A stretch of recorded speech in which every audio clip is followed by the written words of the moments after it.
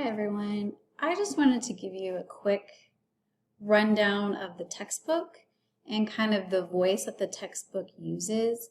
So you'll notice a lot of times when we talk about American history, we're usually talking primarily about white British colonization.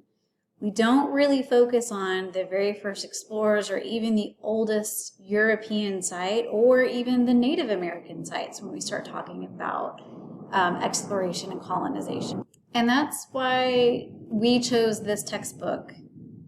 It does do an okay job of giving the Spanish narrative, the Dutch narrative, the French narrative, and most importantly, the Native American narrative. Now you have to remember, they're not purposely leaving out the Native American voice in this textbook. Traditionally, Native American or indigenous peoples, their history, it's an oral tradition. So I did try to include some primary sources that are from the Native American point of view, but you'll notice they're usually written by a white European. Again, that's because oral tradition, oral history, that's what natives use. They typically did not write things down. So it was left up to the Europeans to write things down on their behalf. And you'll notice it does, like, translations get lost when we go from the native language to like the French or even the English language. So there's some of that authenticity that's lost in the translation. Again, they're trying to bring you as many different sides of the story as they can in this textbook.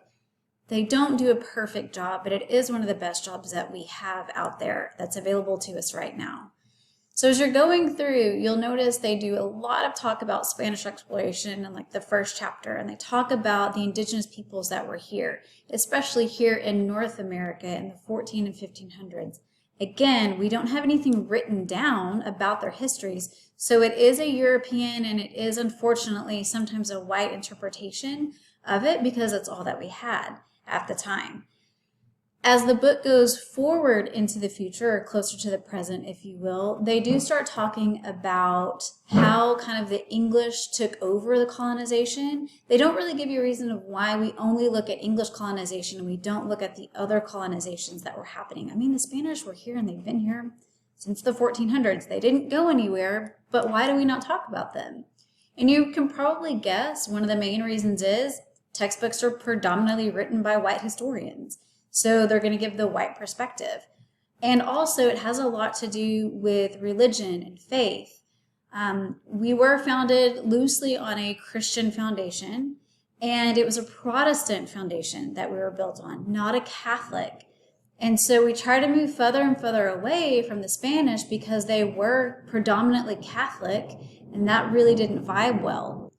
So as you're going through and you're reading, just kind of keep an open mind. I know that there are stories that are left out, there are viewpoints that are left out, but they do try to bring it in as much as they can. So take the time, and if you can, go through and read all the documents, read all the sources, especially if you want like the female perspective, the enslaved female perspective, the African American perspective, the Native American perspective. They do try to pull in a lot of documents along with the narrative of this textbook to help you get a broader picture of what's actually going on in that moment in time. So although I don't assign all of the primary and secondary sources, I do encourage you to read them, especially if you kind of want to like, well, what exactly were the slaves thinking at this time? You know, like how many like women were involved in the Revolutionary War. Like it goes through and it does a good job of telling you that as well. So I know reading history is not fun unless you're a history nerd or you just love to read, but I hope you can find some useful narratives and stories in this textbook to help bring it to life. And if that doesn't work for you, then watch the videos by John Green. They're pretty good and he can bring those to life as well. You'll also notice that I try to include some Black history videos that Clint Smith narrates, because those give you the slave perspective and the African American narrative that's going along with the white European narrative that's happening at the same time. So take the time and watch those. It will add to the narrative that's told in the book, and then it will also just add to your knowledge and your understanding, kind of getting the overall picture included.